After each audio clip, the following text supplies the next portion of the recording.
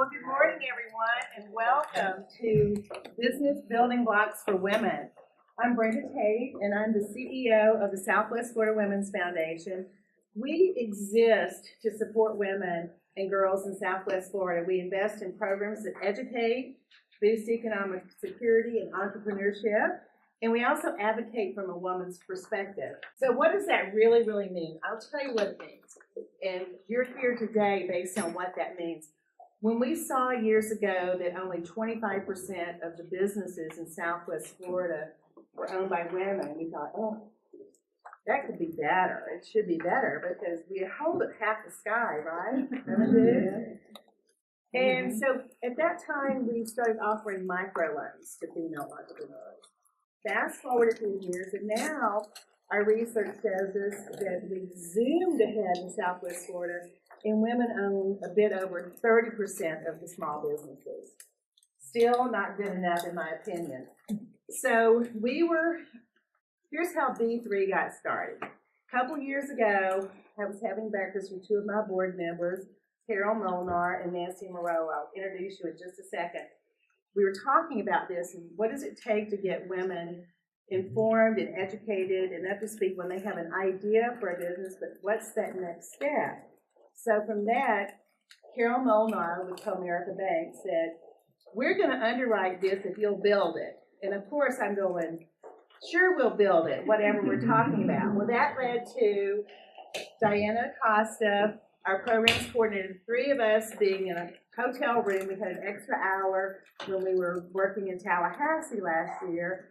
So we started putting sticky notes, on the wall about if we were going to build something for women to learn what it's like to go into business, what should it do, how should it operate. So there are sticky notes all over the place, right?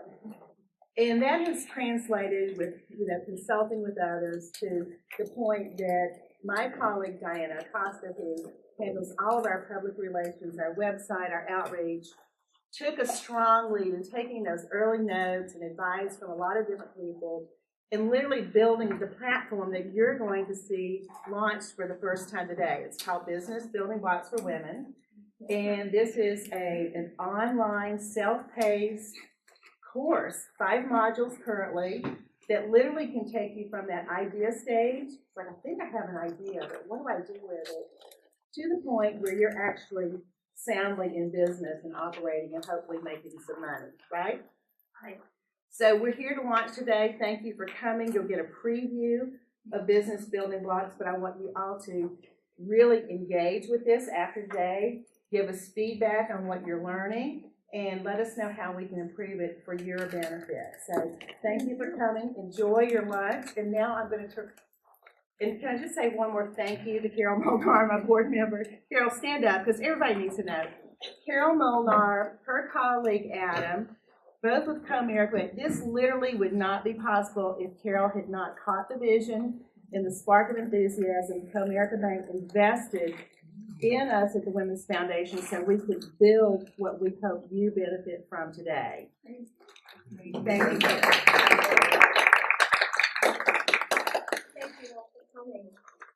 The day that we were having lunch at wherever it was, the idea, Brenda put the idea out there, and I said, sure, I will do it. And I went, when we walked out, I don't know what I just agreed to, but that's okay. Brenda will do it. It's work. It's fine. And this is wonderful. I'm so happy to see you all here. I'm so happy that the percentage of women business owners has increased.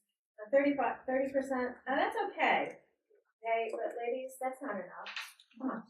We can do better than that. We can do much better than that. We have those kids to take care of. We have ourselves to take care of. We need to get out there and really do it. And this is the program that's going to help you do it.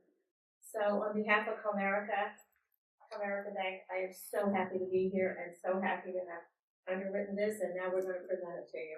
Thank you all. Thank you, Carol. And I also have two other board members here today, Nancy Moreau with Florida Community Bank. And you'll stand up. Nancy is a fabulous board member, and her employer, Florida Community Bank, is also solidly behind our programs, the Cuba microloan program, our Earn to Learn program, and these things all intersect at the end of the day. So Nancy, thank you for your support and being here today. And in addition, we have Gail Williams on our board of directors. Gail is the diversity officer with Hodges University. And Gail, you bring so much to our table. I can hardly stand it, and we really appreciate your service and your interaction with us, especially on. So with that said, Diana, I'm going to let you just take it away. Sounds good. Well, hello everyone. I think I introduced myself to most of you, but if not, hi, I'm Hannah. I am so stoked to finally take this vision that we had, that was born in a hotel room and sticky notes, and to be here presenting it to you today, hopefully so that it can serve you in your business. So I wanted to start today with a little bit of a story. Recently, I was talking to one of my really good friends who is a private yoga instructor, and she's also in a marketing mastermind. And I was asking her how her marketing was going. And she tells me, well, I've been working so hard on building this beautiful digital presence that I like to think of as this boutique hotel that I'm crafting. And so she's like, I've been developing beautiful graphics. I've been trying to attract clients. My social media following is growing. So I think that things are going pretty well. So the only problem, though, is that I'm building this boutique hotel that I want people to walk in through. And the kind of people that are coming through the door are your backpackers. So they're your people that are more budget conscious, who can't really afford her services. And I wanted to start with this story because I think it really illustrates the importance of branding for a business. Next. Thank you. Okay, so in today's world, it's not enough to just have a pretty website, beautiful images, and a social media presence.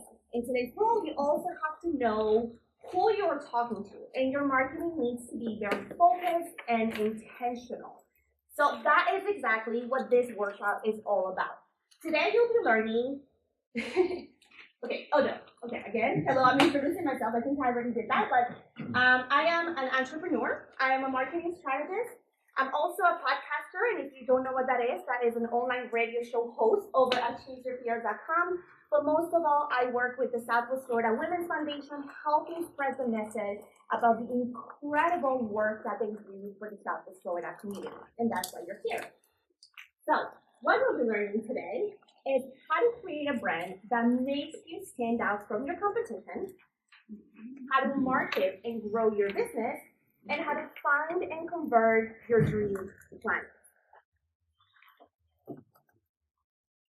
Okay, now, most of you here are business owners and entrepreneurs, and as such, we are constantly put in positions in which we have to interact with other people and present our business to them. So I want you to get a little practice before we really kick things off.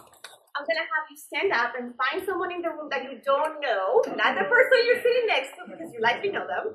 So find someone in the room that you don't know and tell them who you are, tell them a little bit about your business, and then we'll restart again in about 3 or 4 minutes. So I'll have you guys get up and find a partner. Okay, so the reason why I had you all do this activity, thank you. I'm so excited you guys enjoyed it. It seemed like you guys were having some really good conversations. So what I want to hear from you guys is, honestly, I don't want you to lie to me. I want you to raise your hand if you can fully recite what your partner told you about themselves and their business. Okay. All right, so just as I guess, it's quite a small percentage, right, of you that can actually remember everything that the person you were speaking to mentioned about their business. And that's pretty normal. But with branding, this is what we want to talk about. We want to leave an impression with people. We want the people that you introduce yourself to be the people that can advocate for you in your business, to be the people that actually can turn around and say exactly what you do because you made it that easy for them to remember. So, branding is your secret weapon to attracting your ideal customers, the people that you can best serve and the people that you can get excited to work with. Because I think that ultimately as entrepreneurs, we go into business because we want to work with clients that we enjoy. So how you present yourself and your branding is going to help you accomplish that. Next. So what exactly is a brand? A brand is a collection of all of the visual and non-visual elements that make up your business persona or your business identity. Okay. So branding is the art of developing and then conveying the essence of your company to your potential customer. And that is what's going to drive the way they feel when they come in contact with you and your business. So branding includes your company's voice, your company's message, values, and personality. It's all-encompassing way that basically paints a picture of your business to the outside world. It's a collection of memories, experiences, and expectations that make the client choose one business over another. So say choose hair salon A over hair salon B. And we want to make sure that the way we carry our message across allows us to be that person that gets chosen and selected. So why is branding so important? Branding is important because people will interact and purchase from companies that they connect with on a deeper level. If people can connect with your business in any way, they're going to be likely to remember your business and actually purchase from it. The most important thing I want you to remember about branding is that your branding is determined by the perception that your customer will form of you and your business. And it has nothing to do with how you think they should perceive or feel. So you could think you have a beautiful business, a great brand, and if people have no idea what you stand for or who your business is, it really doesn't matter. So branding goes far beyond pretty colors, logos, and images, and it goes really deep into what it means to be a business. Okay, I want you to raise your hand and be honest with me if you have brand guidelines or brand style guide for your business, or if you even know what that is. Okay. All right, so very, very small crowd. So a brand guideline is just a way to collect everything that makes your business into one single document, which you actually have a draft for on your table, to collect it and to create a unified version of your brand that you can present to the public.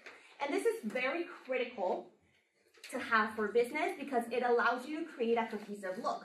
So that anytime your business is featured anywhere, it presents itself in the same way, with the same voice, with the same imagery. So now we're going to work a little bit on developing our brand. So I want you to open up your workbook, the one that you have on the top, the branding workbook. Good. We're going to open that up and we're going to work on section 1 only. So I'm going to give you some time to work on that. Feel free to talk to each other if you have questions, and also feel free to call me up if you want to ask me anything about the actual prompts in there. All right? A set of emotions that you want people to take with them whenever they interact with you or your company. You can use those words and emotions to actually draft your marketing message, which is what we're going to learn later on in the workshop. So try to find words that you think will appeal to your target audience, to the people that you want to serve. Okay, so with this part, I want to leave you a little bit of a homework. I want you to look at the list of words that you wrote and then talk to someone here today before you leave, or talk to a friend of yours if you're already established business, and ask them to look at your social media and at your website and to tell you how they feel when they come in contact with them. So don't tell them what you want them to feel. Actually ask them and see if their perception matches what you're aiming for. Because I think that with branding, that's exactly what we're trying to do. We're trying to make sure that the message that we want to convey to our clients matches the perception that they receive when they actually open up your website or your mailings or anything like that. So that's a good way to tell if you actually present your brand to people around you and ask them how they feel when they come in contact with it, and see if it matches the words on your workbook. Okay. The next thing you want to keep in mind is to understand and to outline the problems that you are solving with your business. People don't purchase services or products, they purchase solutions. So if you are just trying to sell in terms of the services and products that you provide, you're going to have a really hard time with marketing. Your marketing should always be drafted in a way that presents solutions for your audience. So try to draft those down. Now, something I want to mention is that we're skimming through these fairly quickly, and the reason why we're doing this is because you can find full lessons on all of these topics on the B3 for Women website. So when you leave today, if you have any questions or anything that you really want to clarify in depth, you can go sign up at b3forwomen.com and actually find the branding lessons, and you'll get very, very detailed lessons on how to come up with a lot of these terms and the research that you can do to kind of find solutions if you get stuck at any point. But also feel free to ask me any questions if you have any right now. Okay, so next we want to look at our target market, the people that we are serving. Now, depending on the size of your business, you may have one buyer persona or one ideal person you're trying to market to, or you may have several, right? But it's very important to have a clear understanding of who these people are so that you can target your messaging directly to them. What's more important, though, is to know what does your customer need help with in relation to your product, service, or business, because that is how you serve them with solutions. So if you're not very familiar with that yet, we also have a worksheet at the B3 for Women that's all about identifying your personas, the people that you're trying to serve. So feel free to download that and work through it when you go home. You have a question? Yeah, Okay. but maybe the worksheet might be able to help me more, but I'm in health and wellness. Okay. Ideally, I want everybody to be healthy. Right. So how do I Narrow it down? Yeah. Okay, tell me a little bit more about the products that you're selling, or... I sell products and services. I'm a natural health consultant. Okay. So I help people to be proactive about their health, eating healthy, living active lifestyles.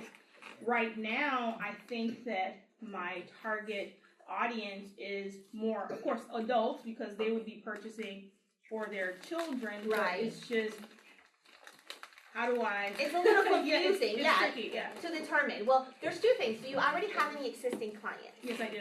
Okay, so the first thing that I want you to do is to get really familiar with your existing clients. So I kind of call this nice cyber stalking in a way. If you can find their social media accounts, if you can find the wording that they use when they interact with people, if you can find the things that they're interested in, those will be the first people that you have to market to, because you have proof of concept, Okay. right? They've purchased your services, and it's going to be much easier to market to them and to appeal to that target audience than to create a brand new one from scratch. So if you enjoy working with that audience, with the people that you've already interacted with, that's a great place to start. But another thing that you can do is to actually go out there in the community and find out, when you're networking with people, the areas of your business that people find the most interest in. So when you're out there having conversations in the community and you're telling people what to do, I want you to really think about the questions they ask you, because those questions are the solutions that you can deliver. Those are the areas where people have a need. And so if you use those questions to develop content, to really start putting those as part of like your donor personas, the areas where people need help, it's going to be very, very easy to kind of build those connections. So that's a really good place to start. But also go back to the worksheet, and that's going to go really in depth about that. Sounds good. Thank you. No problem. Does anyone else have any questions? I do. Okay. Okay. So I took marketing in like school a million years ago. Yeah.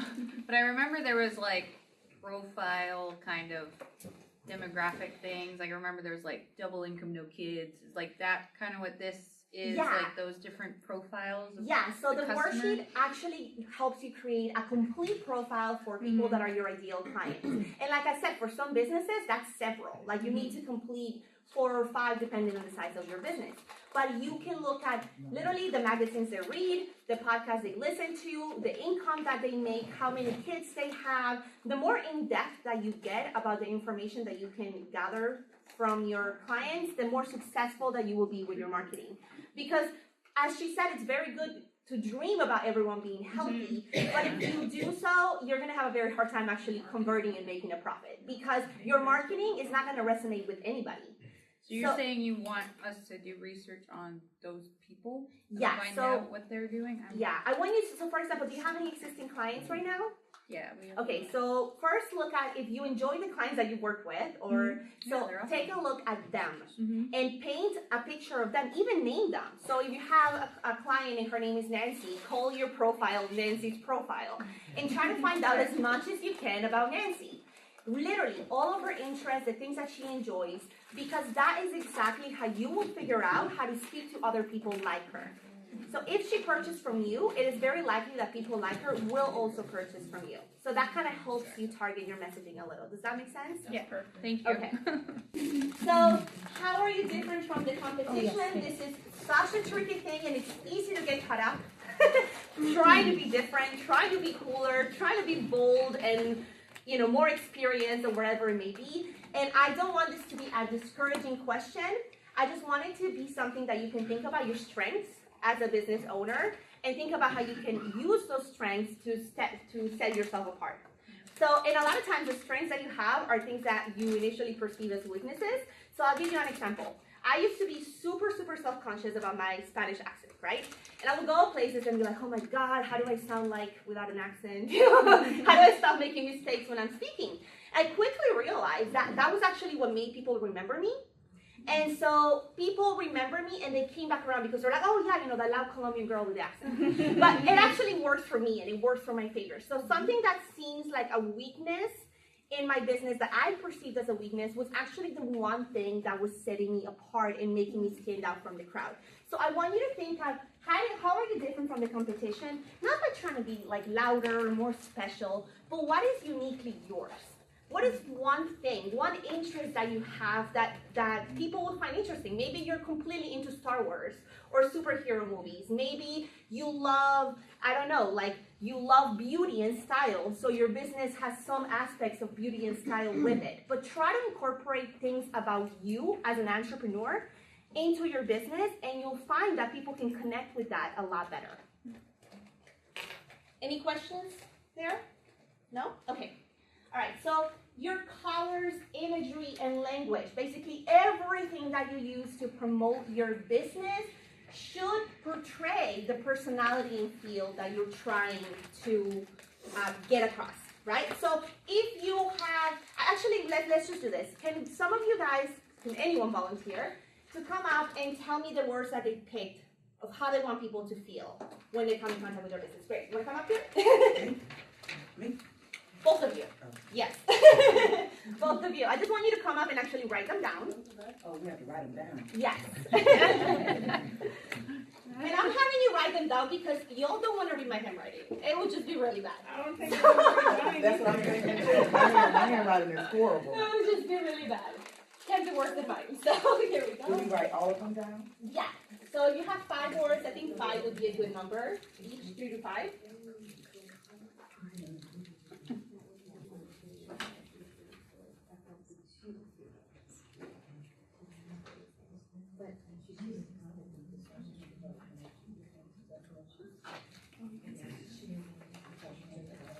So let's just practice this, go from actually theory to practice, and figure out how we can convey this. So if you want to deliver a message to market your company that says that you empower, you're confident, you're serene, think of these words and think of images, like mood boards. I love creating mood boards because I'm a visual person.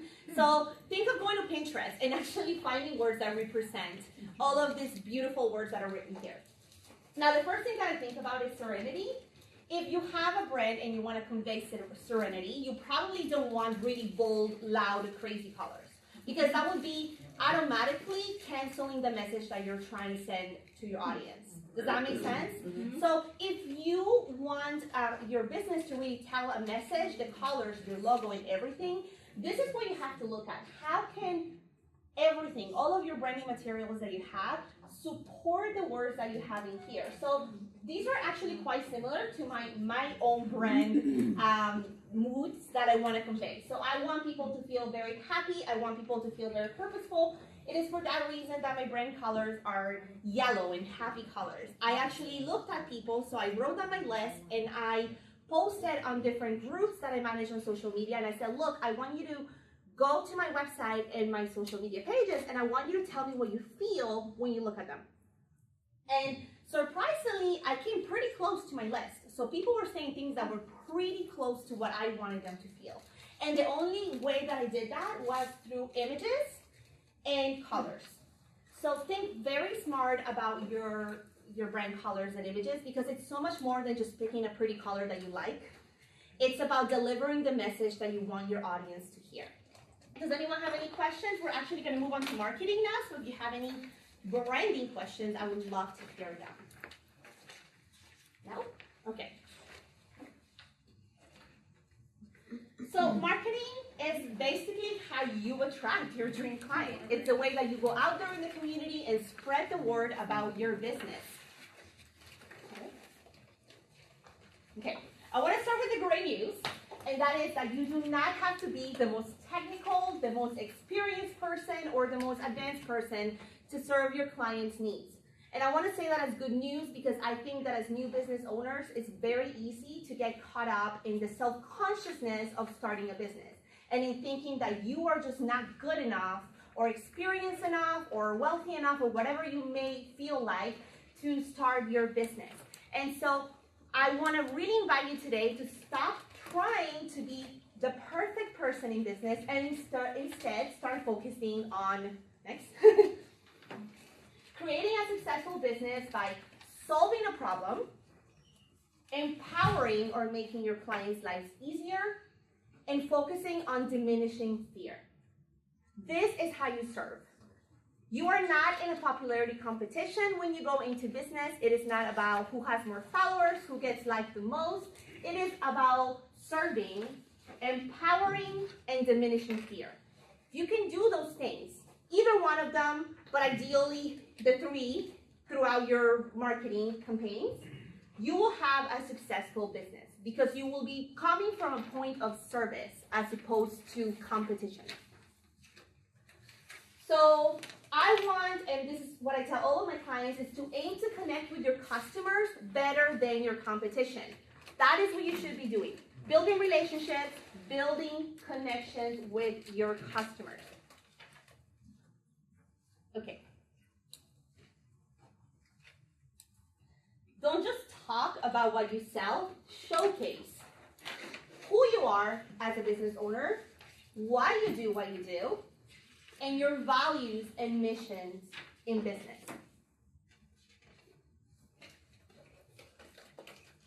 And this is a pet peeve of mine, and I cannot tell you how it kills your business to do this. If you're active on social media and I go through, or even to your website, and your website looks like a sales catalog, you are gonna have a really hard time attracting your clients because nobody likes being sold to.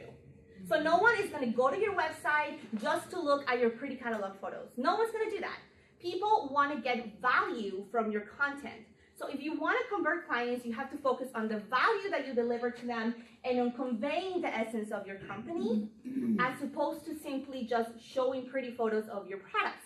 And you see this all the time. I don't know if any of you guys are active on Instagram, but if you go through an Instagram profile, it's very, very quick to see sometimes how some people are just like sales. Like everything on their page is a product. And it's no surprise that they have like 10 followers, right? Because no one likes to be sold. So please keep that in mind. The biggest thing with marketing today is that it will push you to get out of your comfort zone. So if you are marketing from a place of comfort because you've always done the same thing, because this is just what worked for you 10 years ago, but now you're trying to get to the next level and it's not working, okay? If you're marketing from a place of comfort, you are never gonna expand your business. You're never gonna grow. So I want you to think about how you can market from here, market from the heart, in the sense that you make a stand for something that goes well beyond your business. And I want to be clear that that doesn't mean raising your hand for every political issue or hot button thing that will, that will become controversial. It just means picking something that is powerful and valuable to you that you can then convey to your audience. So for example, in the case of the Southwest Florida Women's Foundation, the purpose, right, is to empower, elevate women and boost education, boost entrepreneurship. So they're going to make a stand through their marketing by really fostering those values and supporting causes and initiatives that allow that mission to be advanced. So do any of you guys have a value for your business, values that you stick by, things that you really care about, that you actually portray on your business, besides just selling a product. Does anyone have those in mind? Nobody? Yeah. You do? Okay. Okay. And you're vocal about it, right? Okay, that's what I'm asking you to do. I'm asking you to make a stand for something, and that is going to alienate some people. That some people are not gonna like that you made a stand, and that actually works in your favor. So if you are marketing to everyone, you are speaking to no one. Neutral marketing does not work. So market to people by actually making a stand. And I'm gonna repeat that. If you're marketing to everyone, you really are marketing to no one. Because I think it's so important to keep that in mind. Ultimately, content should always be less about your business and more about your customer's needs.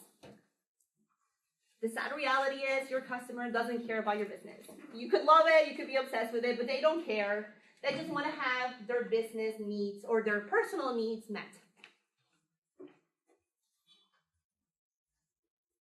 Oh man.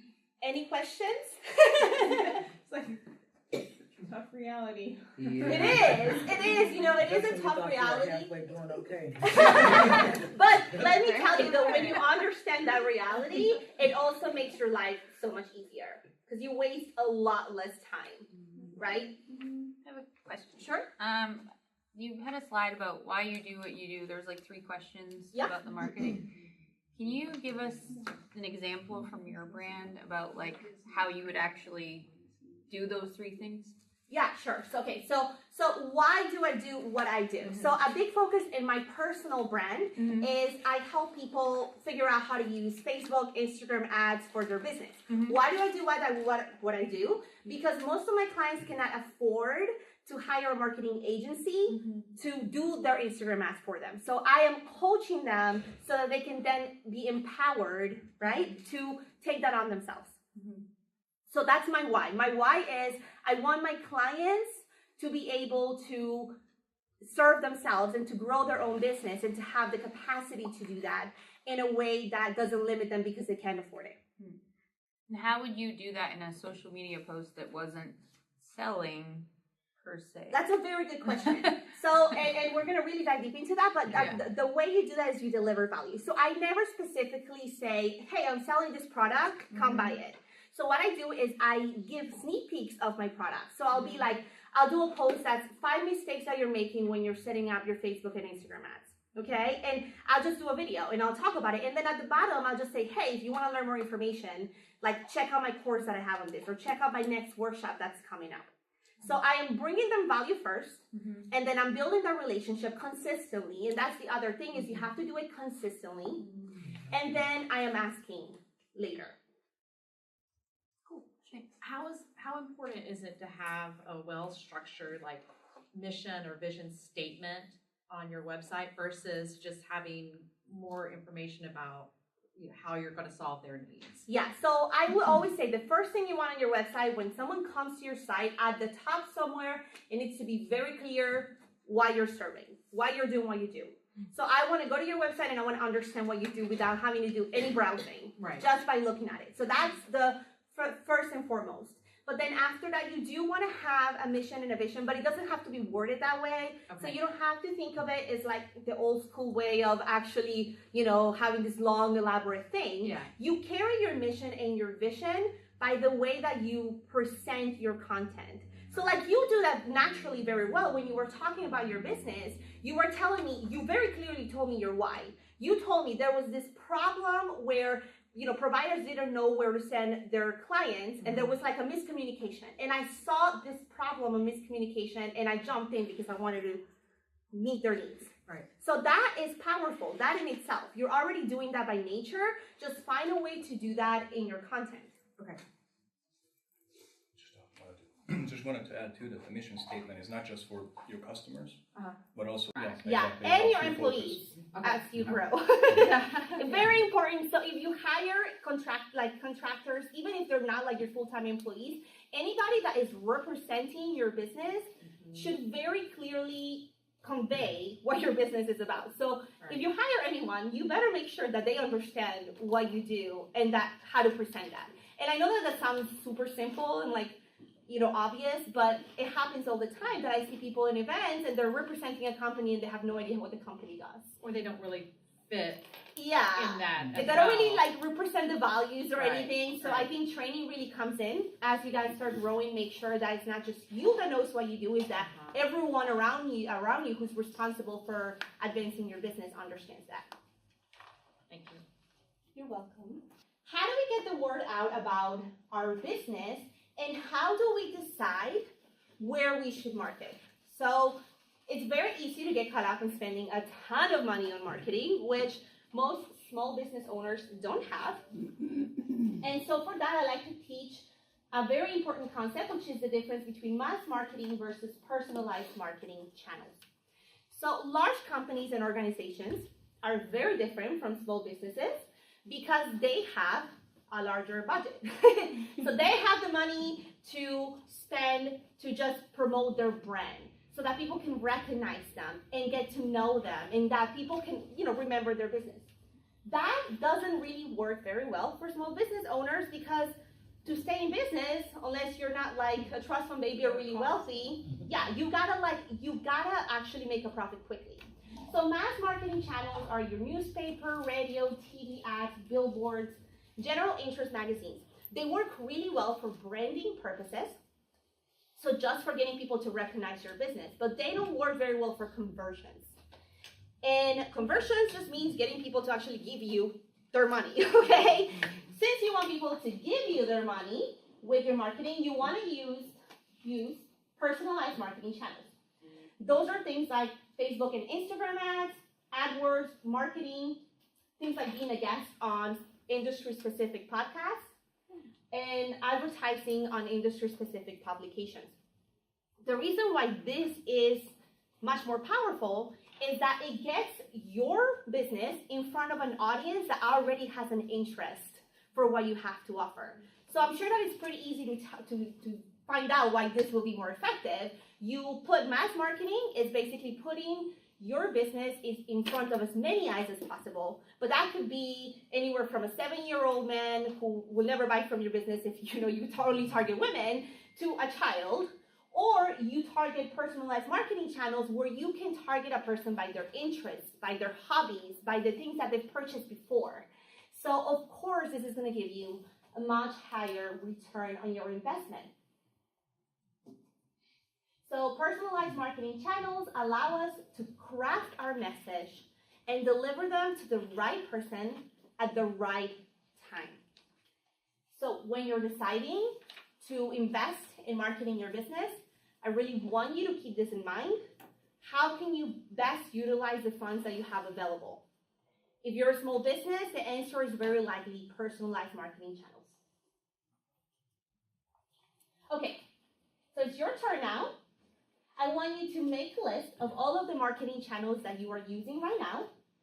I want you to write down how many services are you currently providing or marketing, and which ones are giving you the most results. My website. All right, so it looks like everyone's done. Facebook wants more money out of it. Yes? Okay. Okay, so I want you volunteers actually, or someone that actually has decent handwriting, to come up front, please. Any volunteer? Keep it distinct. Okay, perfect. Come here, my girl. Okay, and we're actually going to take. So I want you to go around and tell me the marketing channels you're using, and then Anissa right here is going to write them down. Okay, so we'll start right here. Facebook. Facebook, okay. If they're repeated, we'll write it down. Okay. I'm almost primarily Facebook as well, but I use Instagram some, and of course I have a website. Okay, website. Now, what about like real world marketing, like not online? Oh Lord, there's such a thing known. Seriously. Grandparents marketed their business without the internet. Or even not just grandparents, like I didn't have the internet growing up. So it's possible.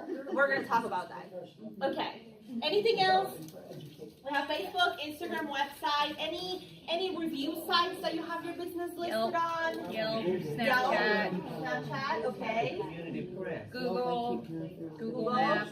Okay, now when you're saying marketing on Facebook and Instagram, are you just like posting on your personal profile, or do you have a Facebook group, or are you running Facebook and Instagram ads? Because that's different. All of the above. So you're running ads. Okay, so let's put Facebook ads above. Yeah, Facebook ads. Anything else? Newsprint, okay. Email marketing, okay, very good. Events as a vendor. Events, okay, perfect. Events as a vendor, I like that, okay. Online newspaper articles. I don't know what you would. Yeah, like, so you're doing PR, you're doing, yeah. Well, event press, was it? No, so just event, vendors, yeah. Thank you. Retail location. Retail locations, okay, yeah, that's really good. For me, when I first started, I joined the chamber and got involved with community. Good, all right. Yeah, the networking. Yep. September, so we're gonna put networking there. And I think that's a pretty good list. Oh, sponsorship. Sponsorship. Like Okay. college sponsors, stuff like that. Now I want to take an average of how many marketing channels on average are you using right now? So out of all of these, how many are you using? Actively. So Yeah. 2 over there, okay. 3. 4, pretty large number. 4. 8. All of them. 8. Oh, wow. Oh my gosh, okay. 8, all right. So we have a big difference between everyone here. Cool. So the reason why I wanted to bring this up is because sometimes we tend to really overcomplicate marketing, and we want to do everything that the big businesses are out there doing. And it so happens that half of the stuff is not necessary. So most of you small business owners, especially if you're delivering services, don't have the capacity to service clients at a volume. That means that you do not need a whole lot of people to make a profit, and that is great news. So sometimes we are so scatter-minded, trying to be everything for everyone, that we forget the basics, and that is that we need very little to start to kind of grow and invest back into our business. And the way that you can grow quickly is by simplifying, by getting rid of a lot of the extra stuff. And that is exactly what we're gonna do. So I want you to look at the list that you have in front of you, everything that you said that you're doing for your marketing, and ask yourself, are you marketing too many services?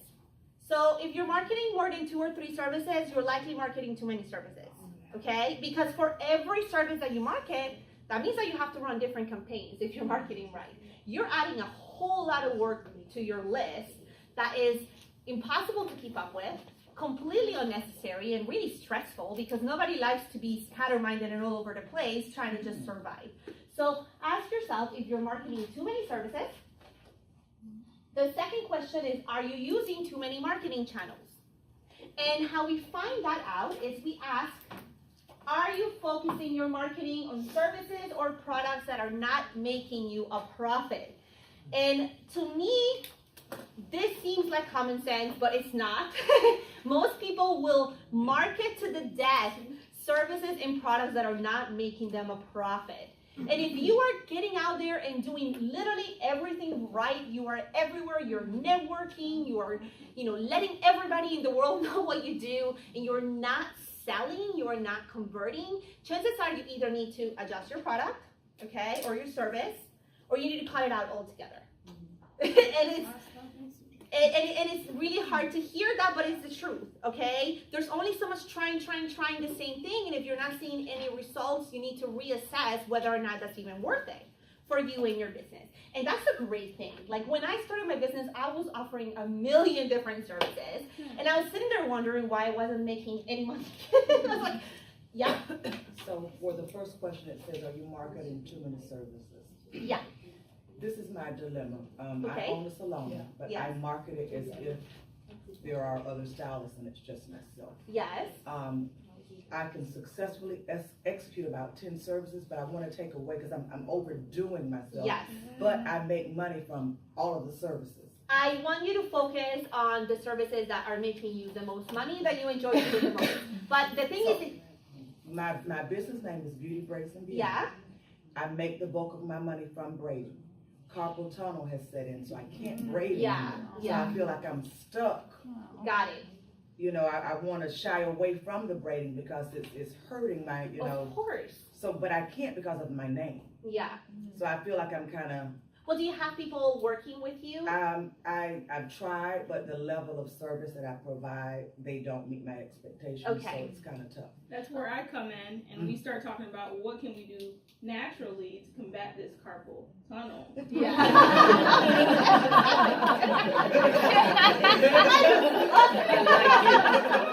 I like you. Yeah. But I mean, it's a real. We're not stopping the braiding, no. And it is a real problem. And for you, the solution might just be like upping your prices considerably, so you're working less but making the same amount.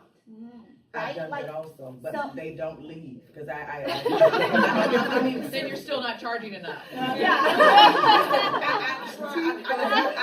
gone to several branding, several marketing because I just felt like, you know, I feel like that I wasn't doing enough. So I said, okay, someone said, well, up your prices. So I did like a 100% increase across the board. Ooh, wow. And it's still, they still. They say. Yeah, my mother says it all the time. When she hears my prices, she was like, there's no way I would pay that to get my hair done, but they pay. Yeah. I mean, they pay before they even, I give them the service. So and the good thing is, because when you Google, I'm the only one in Fort Myers that comes up for ethnic hair. So that kind of puts me in the frame of why I'm getting the clientele. Right. But right now it's just so overwhelming Yeah. to where I want to minimize my services to where I can only work maybe 3 days a week.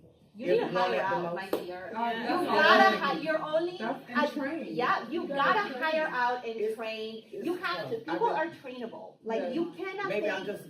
Maybe you're too. Maybe you've gotten too in love with your business to where it's hard to walk away from it a little. But I can tell you that you'll get to a point in your business where you cannot sustain it. Right? You're either gonna have a long-term injury that you can't recover from, or you're going to be miserable and unhappy with your business. That's where I am now. Yeah, and you don't go into business wanting to be miserable and unhappy with your business. Yes? Just a piece of advice for you. This is something I've always stood by.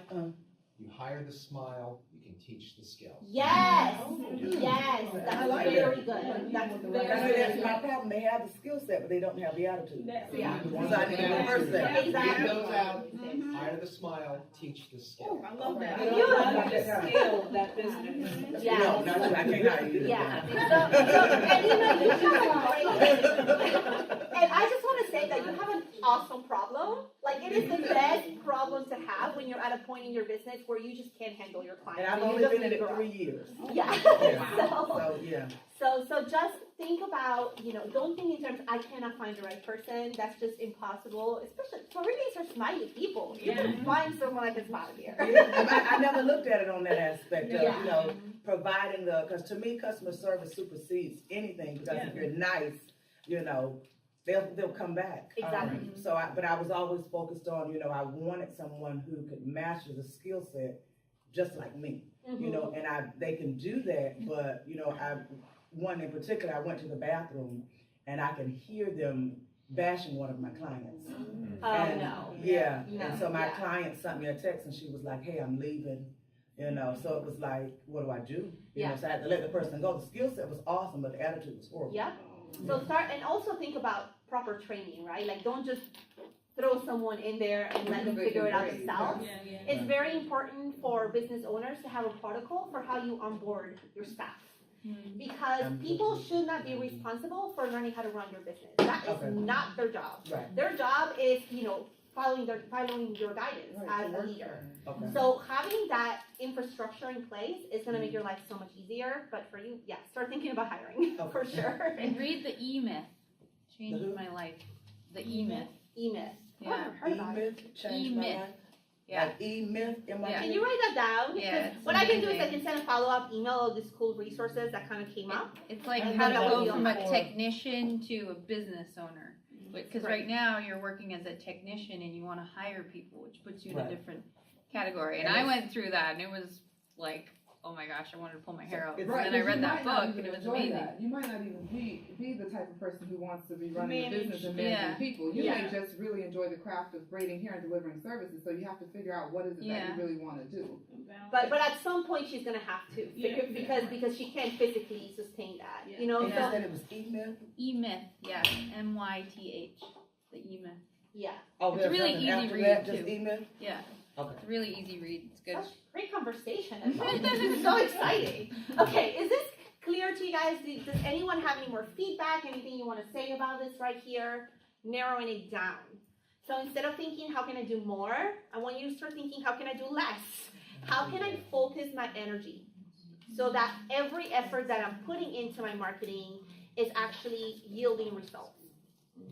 So with my services, especially like for graphic design, there's a whole bunch of subsets underneath that. Yes. So like logos and doing everything else underneath that, business cards, whatever.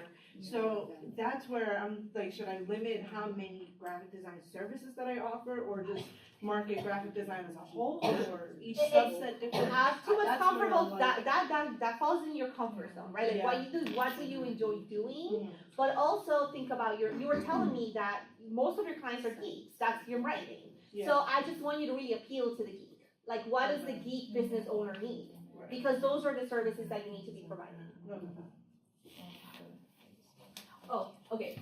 So going back to basics, a lot of the things on this list right here are passive marketing methods. What that means is that's just you waiting for people to come in through the door and get to know your business. So Facebook alone on social media, that's passive. Instagram is passive. Your website is passive. Snapchat is passive. News press is mostly passive. Email, not passive. Events, not passive. Retail, chambers, networking, sponsors. Okay, I want you to understand the difference between passive and active marketing. Because as small business owners, we do not have the luxury of relying on passive marketing methods alone.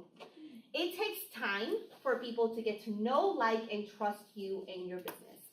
And you can't sit around cross arms waiting for people to come in through the door. You gotta pay the bills, right? You gotta pay the bills. You gotta do that quickly. And the sooner you start understanding that active marketing is important, the better off you'll be.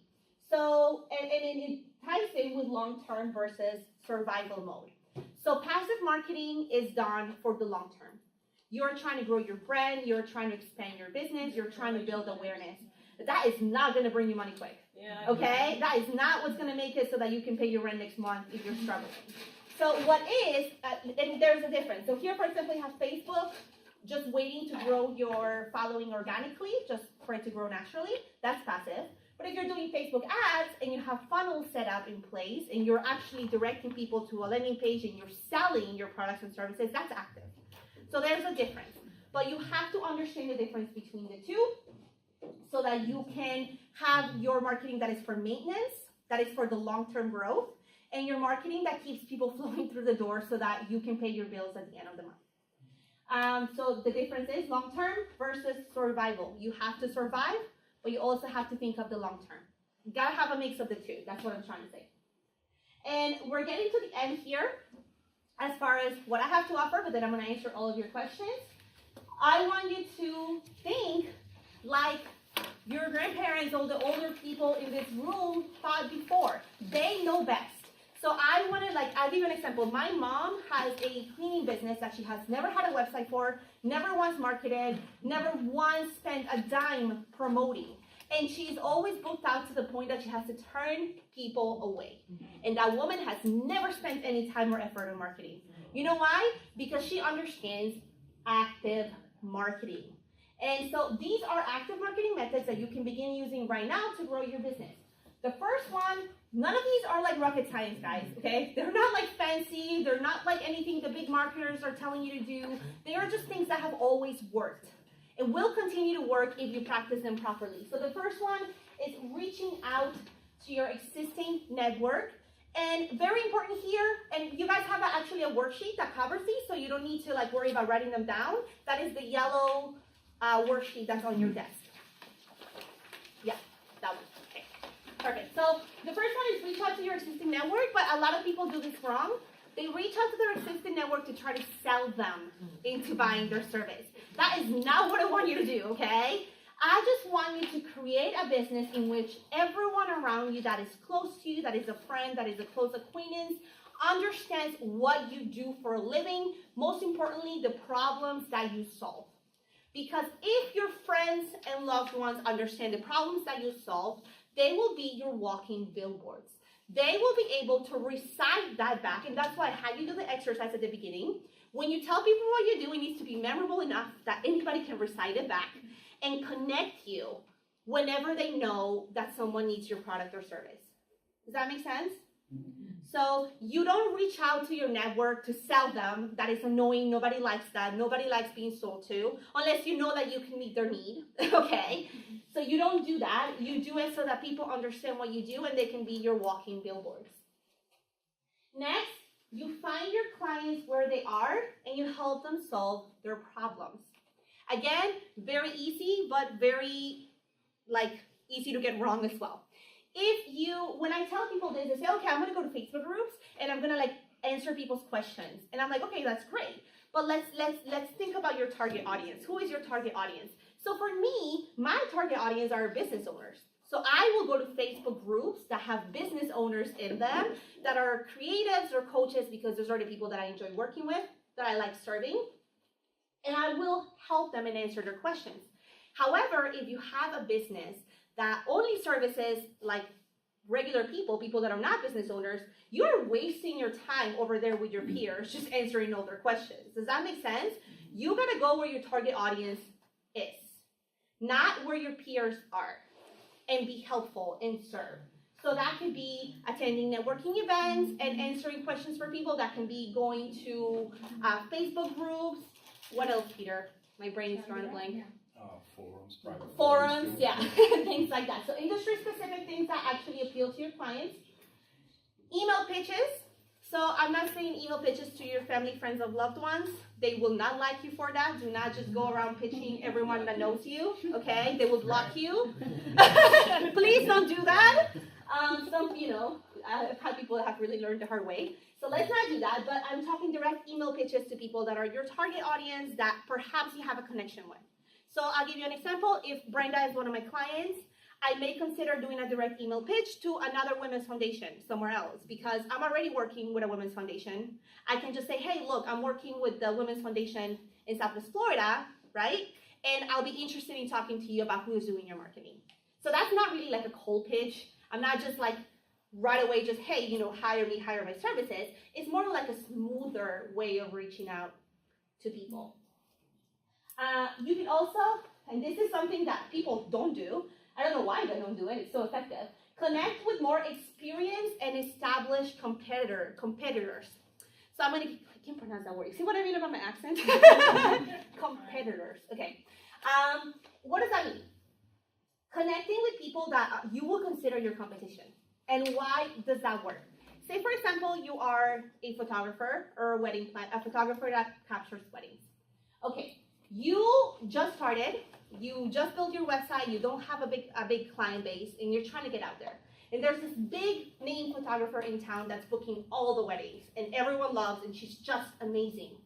So why can't you try to reach out to her? I guarantee you that big photographer is getting a whole lot of leads that she cannot handle. She's getting a whole lot of people walking through the door all the time that they probably can't afford her services, because she's reached this peak in her career where she's way above. And so she can, instead of telling people, sorry, I can't help you, she can then refer them over, which puts her in a better place because she's being helpful. But also you could go even further and turn it into your own real life affiliate program where you give them a little kickback of what it is that you booked. And I cannot tell you how effective this is for marketing. And this is something that my dad used to do back in the day when he was in business. And that people just forget that sometimes building the real relationships will make you a profit much quicker than doing all these other fancy things. Okay, so think about how you can connect with your competition and take some of that load off, because I guarantee you there's going to be people that they are not able to serve if they're service providers as well. What I wanted to add too is that what people don't realize when you do this, especially when you're new, you're actually building credibility by association. Mm-hmm. Yep. Yeah. So because you have someone who's very successful already recommending you. Yeah. So.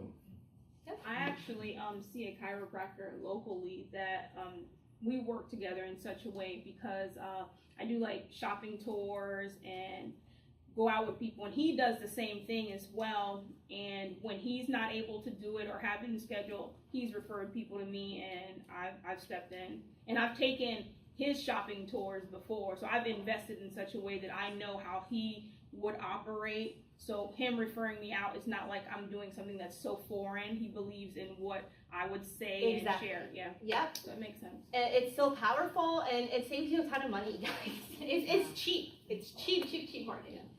Okay. The next thing, basic, simple, going old school, is nurture the clients and leads you already have. I just can't tell you how many people let a client walking through the door and walk away and never reach out to them again. Like, someone believed enough in you and your business to purchase from you. That is huge.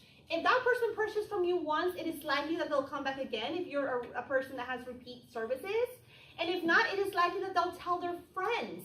So if you have the kind of business that lends itself to personal interaction, so say you are like a graphic designer like Alyssa, or a marketer like I am, I suggest that you go and you actually follow your clients on social media.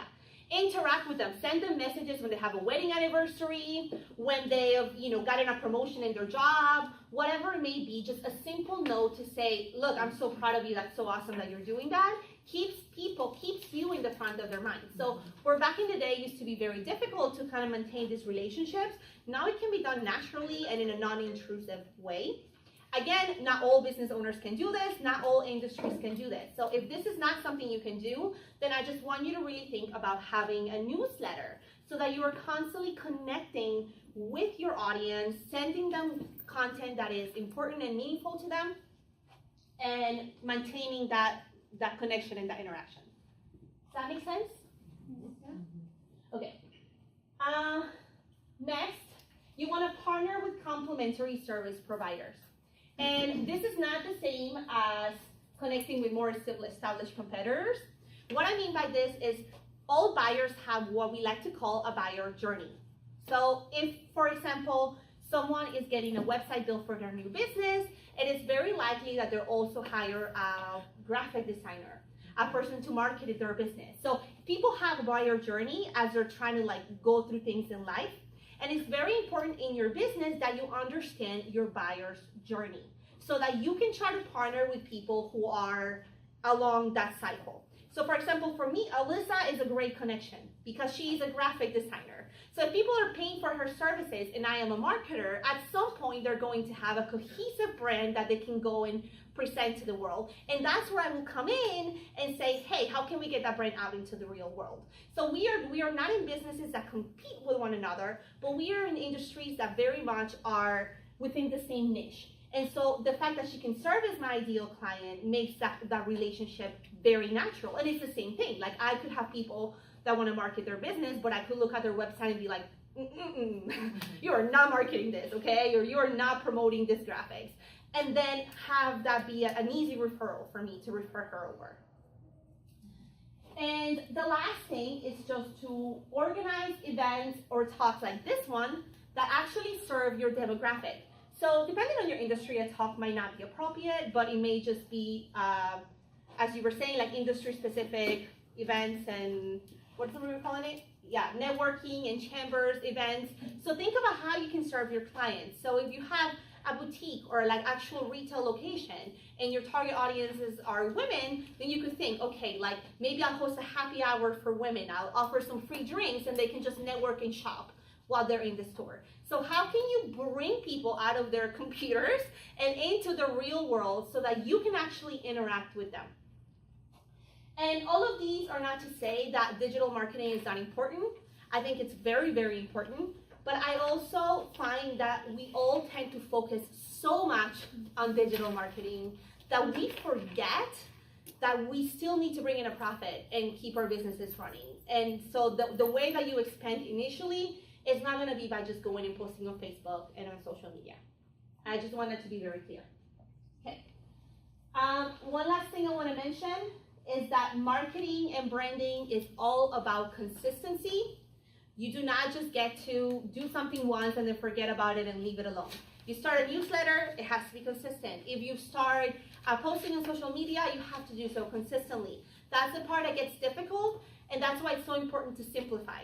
So if you're finding yourself totally scattered all over the place, have no idea what I need to be doing, I want you to pick one thing that you can focus on every 3 months or so, grow that, develop it, really push it, see how far it can take you, and then reassess and reevaluate and add more things to the mix when you feel ready. But trying to do it all and be it all is not the way to bring in that revenue for your business.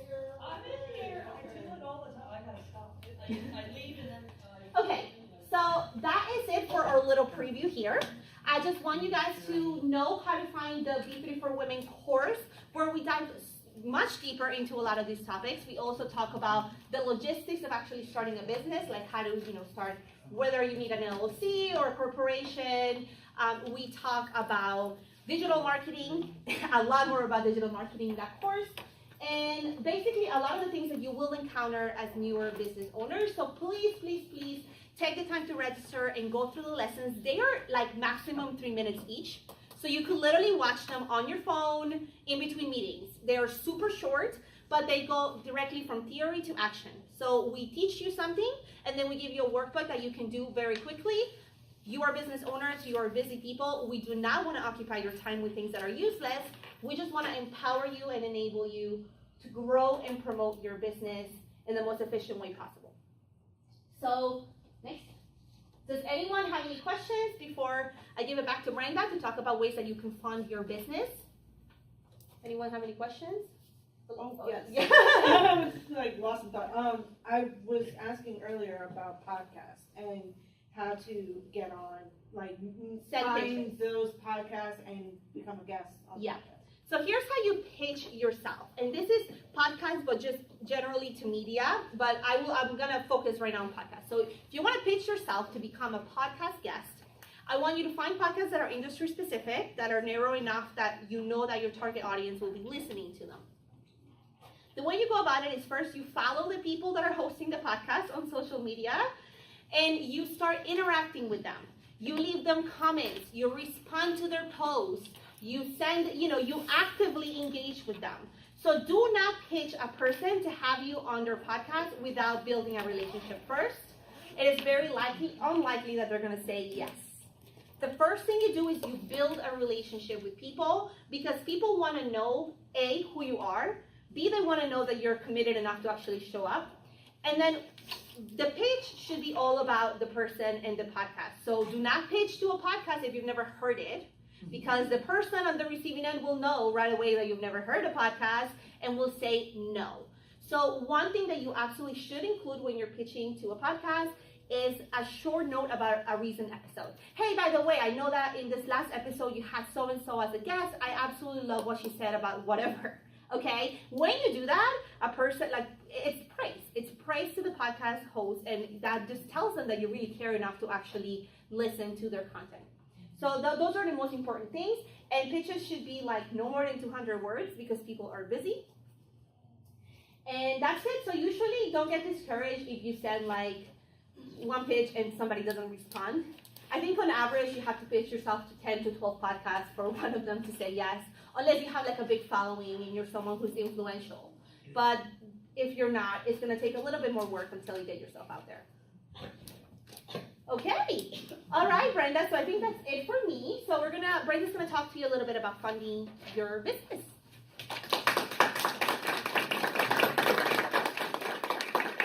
Awesome. Oh, thank Makes you. me want to start a new business. Thank you, Diana. Thank you, everyone, for participating and making this so much fun. Can we just talk about money for a minute, right? Well, first of all, I want to give another shout out to Comerica Bank for making this possible, and I hope you all continue to benefit for business building blocks for women. So, one thing we learned when we started looking into the world of women in business and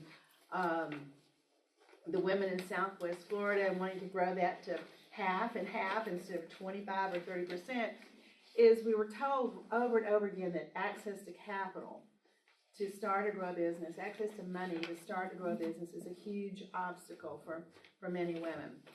Well, we can help with a little piece of that. And at the Women's Foundation, we are a trustee for Kiva Microloans. And this just simply means that the Women's Foundation can endorse a woman who wants to borrow up to $10,000 interest-free to start or grow her business through the Kiva loan process. It's a crowdfunding process, but what we're seeing is that women who go through the B3 courses and then step up and apply for a Kiva loan, we're getting them funded so fast. It's making such a difference. So this is a resource for you if you're interested in it.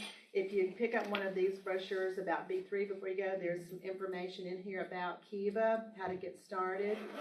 And again, it's we can endorse you for up to $10,000 currently, 0 interest, and 36 months to repay.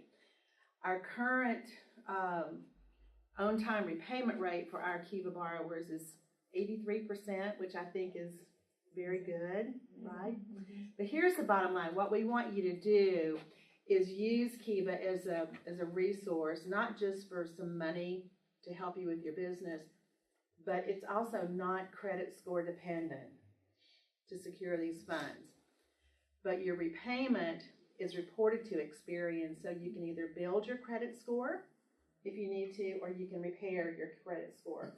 What we want you to do is come out of these programs strong and ready to go into a bank, Comerica, Florida Community Bank, as a viable business customer and be able to borrow larger sums of money down the road as you need to do that to grow your business. So that's why this exists. We felt like it was a resource that was missing.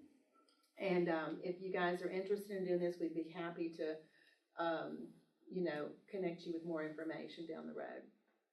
But thank you for coming today. And Diana, thank you for leading this kickoff and a quick preview to what's packed into B3 for women. And I hope you all benefit from it.